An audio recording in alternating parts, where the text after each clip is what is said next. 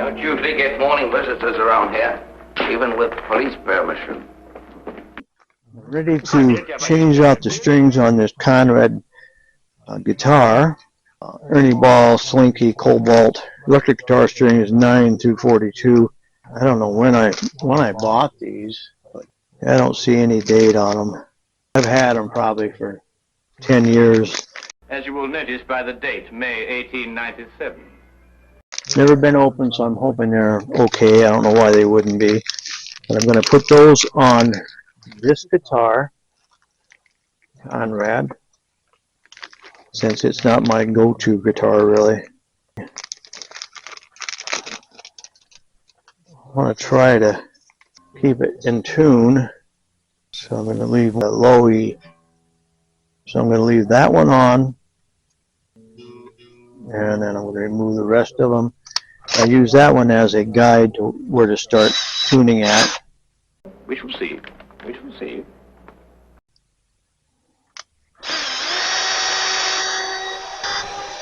I'm going to throw these strings away. And I think these are the ones, I'm not sure if the ones that came with, or I think they're like used ones even. So I'm going to get rid of those. My dear chap, I didn't take that seriously. Exactly. Well, what do you mean? Well, you didn't take me seriously because you know me too well. Thank you. Wrap it up so it doesn't spring up and hit me in the eye. I'll probably just stick it in the package. Okay, 42 I've got a weight on. 32. Conrads are pretty easy to string. It's a fairly simple bridge. Even I find it difficult to follow your reasoning. And I'll try to do a setup on this when I get done. Like that. See if I can do it this way without wrecking something.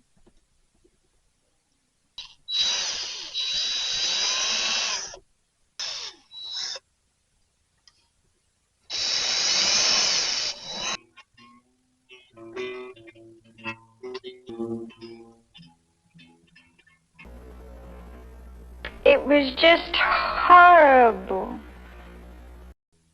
When you do this, what I like to do is I like to try it at the 12th fret also. That's halfway up, halfway between the bridge and the nut. See, that's a little high. My dear chap, I didn't take that seriously. Exactly. Well, There's no adjustment for that. So I try to get a happy medium.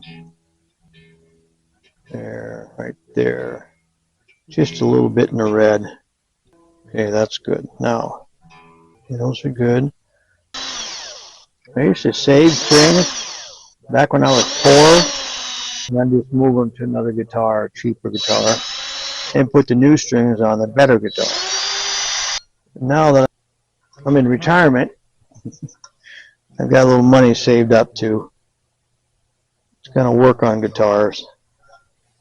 The object is to make sure that you don't take off and replace the new string you just put on.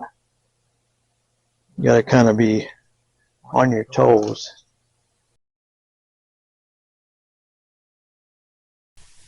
And now I'm going to put on the 4th string, number 24.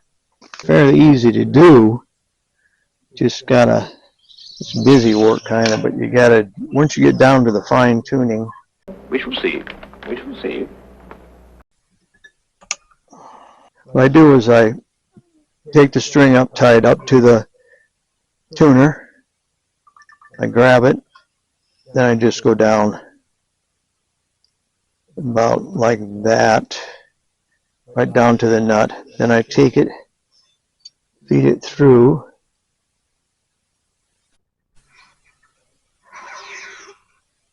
and at that point is where I wind it on. And I kind of screwed it up. My winding's not the best sometimes. But you overlooked something. I try to do it right, but so much string that it winds on top of another. But I sometimes do it. What that does, if you get them on there tight, you're going to stay in tune a lot easier. Once these start